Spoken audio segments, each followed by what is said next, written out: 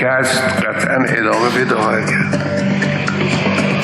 این شکست ادامه پیدا خواهد کرد. kunanirwa byanze bikunze bizakomeza kimwe n'imbaraga zihebye bazakubitwa urushyi ku bw'iki gikorwa bazagwa mu mutego wabo aho nta buryo na bumwe bwo kurokoka buzaba buhari kandi buri munsi ubutegetsi muri Gaza burakomeza bizagenda byegereza gusenyuka burundu no gusezwa icyo nabizeza ni uko ibi bazabyishyura rwose و به زوال و انهدام انشاءالله نزدیکتر خواهد شد. ni umuyobozi w'ikirenga wa leta ya Kisilamu ya Iran Ayatollah Ali Khamenei nyuma yo guherekeza bwa nyuma wari umuyobozi mu bya politiki w'umutwe wa Hamas Ismail Haniyeh uherutse kwicirwa mu gitero cy'indege cyagabwe ku nzu yari acumbitsemo i Tehran muri Iran hari ku wa gatatu w'icyumweru gishize. Nyuma y'iki gitero byavuzwe ko cyagabwe na Isiraheli umwuka w'intambara ni wose mu burasirazuba bwo hagati. Minisiteri y'ingabo muri Amerika yavuze ko yohereje ubwato ndetse n'indege z'intambara mu burasirazuba bwo hagati kugira ngo izi ntwaro zibe ziri hafi cyane kandi ziteguye gutabara Isiraheli mu gihe cyose yagabwaho ibitero na Iran ndetse n'abayishyigikiye mu rwego rwo kwihorera ku iyicwa ry'umuyobozi wa Hamas Ismail Haniyeh wiciwe Tehran muri Iran ku wa gatatu w'icyumweru gishize. Nyuma y'amagambo yatangajwe n'umuyobozi w'ikirenga wa Iran, intambara ishobora kurota igihe icyo ari cyo cyose hagati ya Iran na Israel kandi Iran ishobora gushyigikirwa na Liban. Muri aka karere k'uburasirazuba bwo hagati hari umwuka mubi cyane bitewe n'abayobozi bakomeye bagiye bicwa na Israel ndetse n'abayishyigikiye, ariko byarushijeho gukomera nyuma y'icwa ry'umuyobozi wa Hamas Ismail Haniyeh ndetse n'icwa ry'umuyobozi w'umutwe wa Hezbollah muri Liban Fuad Shukr wiciwe ku murwa mukuru Beirut ku wa kabiri w'icyumweru gishize. Minisiteri y'ingabo muri Amerika yavuze ko misile z'iki gihugu ziteguye neza ku buryo isaha iyo ari yo yose zakoherezwa gutabara Israel igihe cyose yabigabweho ibitero na Iran. Umuyobozi w'ikirenga wa Iran Ayatollah Ali Khamenei aherutse kwemeza ko igihugu cye kizatanga igihano gikomeye kuri leta ya Israel kubera iyicwa rya Haniyeh wayoboraga Hamas. Ismail Haniyeh yiciwe ku murwa mukuru wa Tehran muri Iran ubwo yari yitabiriye umuhango w'irahira rya perezida mushya wa Iran Masoud Pezeshkian. Iran yavuze ko uyu mugabo yishwe na Israel nubwo Israel ye ntacyo yigeze bitangazaho. Ismail Haniyeh yari afite imyaka 62 y'amavuko. Yafatwaga nk'umuyobozi mukuru wa Hamas kandi yagize uruhare rukomeye mu biganiro bigamije guhagarika imirwano mu ntambara iri kubera muri Gaza. Yiciwe mu gitero cy'indege cyagabwe ku nzu yari acumbitsemo i Tehran aho yari kumwe n'umurinzi we. Urupfu rwe rukimara kuba nyuma y'amasaha make Israel yahise inavuga ko yanishe Fuad Shukr umuyobozi mukuru mu bya gisirikare w'umutwe wa Hezbollah muri Liban, umutwe nawo usanzwe ushyigikiye Hamas. Itangazo rya Minisiteri y'ingabo muri Amerika rivuga ko ibi bikorwa bishya byo gutegura intwaro zikomeye bigamije kongera inkunga mu kurinda Israel mu gihe cyose hari igihugu cyaba cyiteye muri ibi bihugu byose baturanye batavuga rumwe, bishobora kuba Iran cyangwa Liban. Igisirikare cya Amerika cyari cyakajije uburyo bwo gutegura ingabo n'ibikoresho bya gisirikare mbere y'itariki ya 13 Mata muri uyu mwaka ubwo Iran yagabaga igitero kuri Israel ikoresheje indege za drone na misile nyinshi cyane. Israel n'abafatanyabikorwa bayo babashije kuburizamo bakoresha ibikoresho bihambaye bya gisirikare byo gufata misile zitaragwa ku butaka birimo ibizwi cyane byitwa Dome de Fer na drone zirenga 300 byose byari byarasiwe rimwe kuri iki gihugu cya Israel ngo byabashije kuburizwamo. Gusa andi makuru yavuga ko ibi bitero bya Iran byageze ku ntego rwose kuko byaturikije ibibuga bibiri bihagurukirizwamo indege z'intambara, byica abaturage, binasenya ibindi bikorwa remezo bihagaze mu miliyari y'amadolari. Ibi byose ngo byanze gutangazwa kubera kurengera isura ya Leta Zunze Ubumwe za Amerika ifatwa nk'umubyeyi wa Israel mu by'intambara ndetse na politiki. Israel nta kintu yigeze itangaza kuri iki gitero cyahitanye umuyobozi wa Hamas Ismail Haniyeh. Ntiyigeze yemera cyangwa ngo ihakane ko ariyo yamwishe. Gusa Minisitiri w'Intebe Benjamin Netanyahu nta gihunga na gikeya ku wa gatandatu yavuze ko mu minsi yashize igihugu cye cyahannye abanzi bacyo.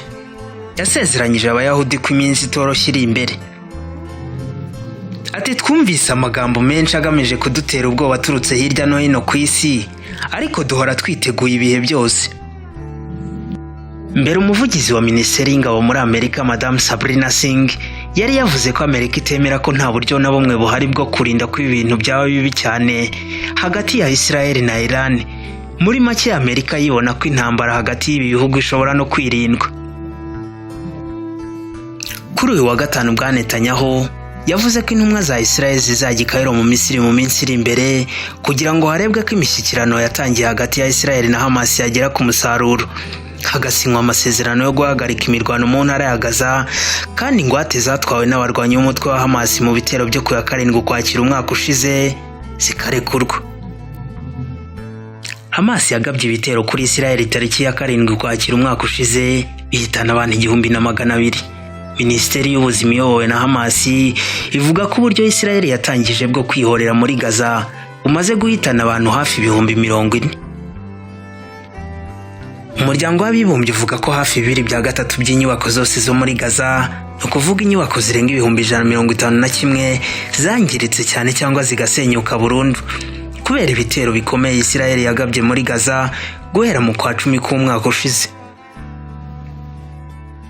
Mu by'ukuri hari ubwoba bukomeye cyane ko muri Israel hashobora kuba hagiye kubera intambara ikomeye cyane, kubera ko nyuma y'icwa ry'umuyobozi wa Hamas Ismail Haniyeh, Perezida wa Palestine Mahmoud Abbas yavuze ko urupfu rwa Haniyeh ari igikorwa cy'ubugwari kuri leta ya Israel kandi ko batazabura kubyicuza.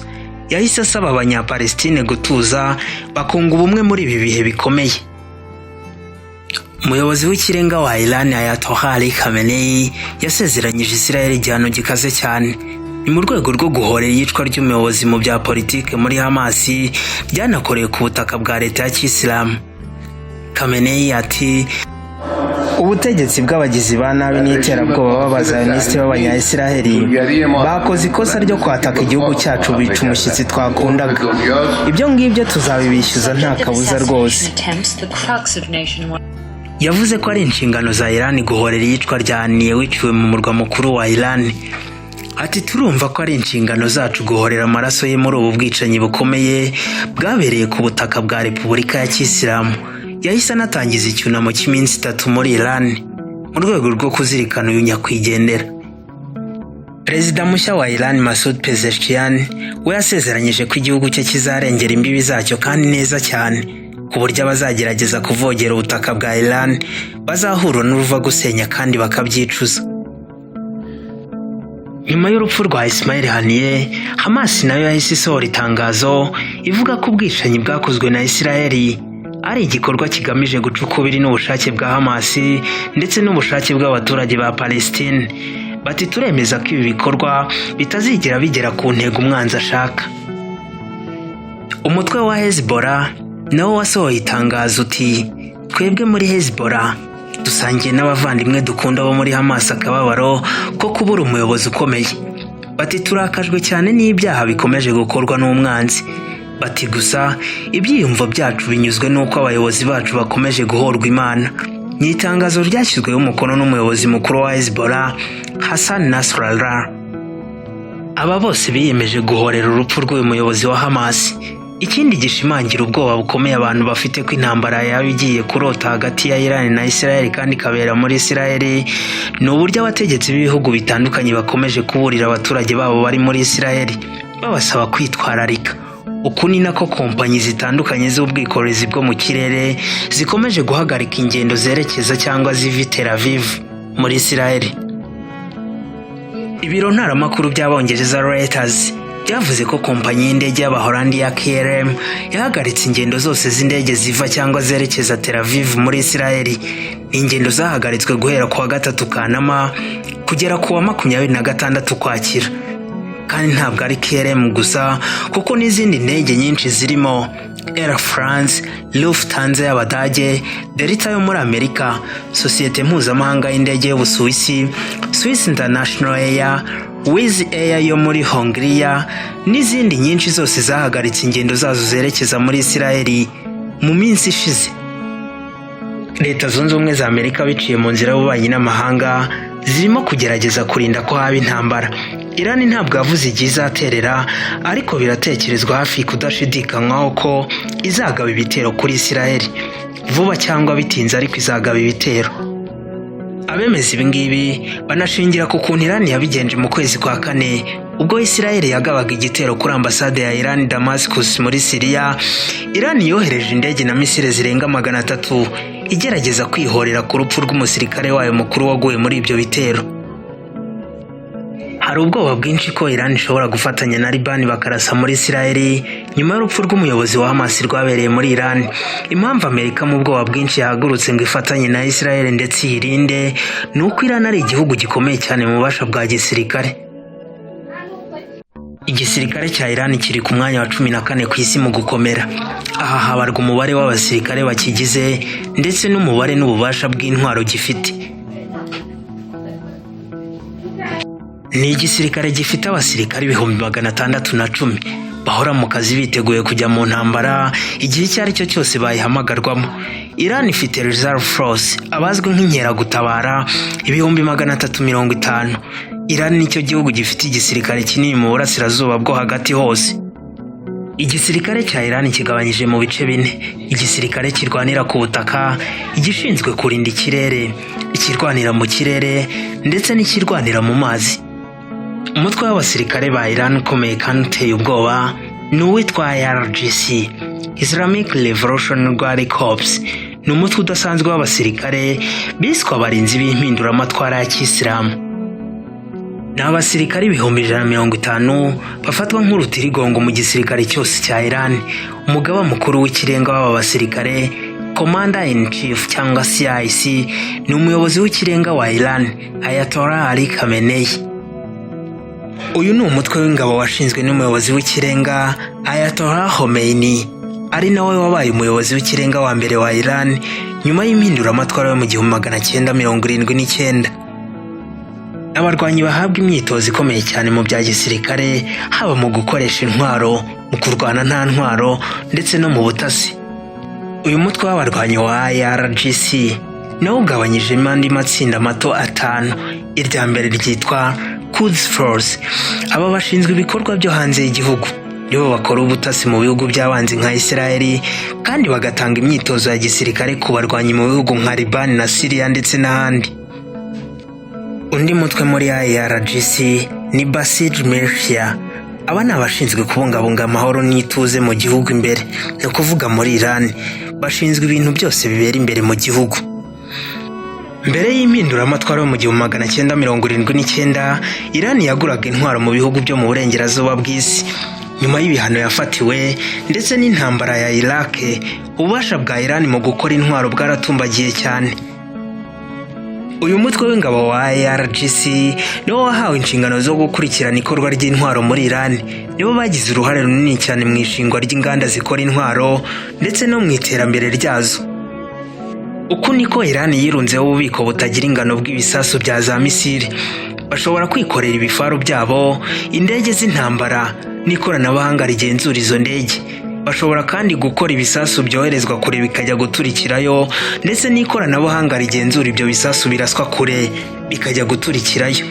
Bashobora kandi kwikorera ikoranabuhanga rigenzura ibisasu biri kure, ibizwi nka systeme radar. Ni igihugu kimaze gutera imbere cyane mu bijyanye no kwikorera intwaro. Bafite ibifaru birenga 634. Bafite kandi imodoka z'intambara zidatoborwa n'amasasu zizwi nka burende 2345.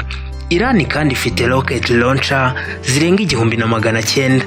Ku birebana n'uburinzi bwo mu mazi, bafite ubwato buzwi cyane mu karere kose bwitwa Frigate. Bafite ubundi bwato 35 bugendera hasi ku ndiba y'inyanja, n'ubundi bwato burenga 100 bugenzura umutekano wo ku nkombe.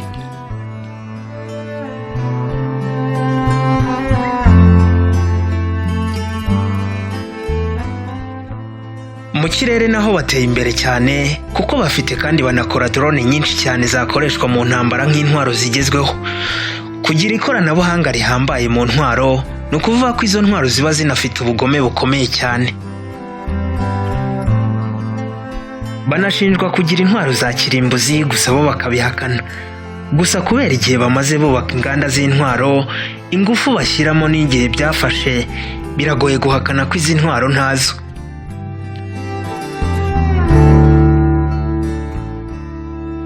Iran ni igihugu gikomeye cyane mu bijyanye n'ingufu za gisirikare, ndetse gishobora kwerekeza ibintu mu cyerekezo gishaka igihe icyo ari cyo cyose. Ibi byose bivugwa ni ukubitega amaso.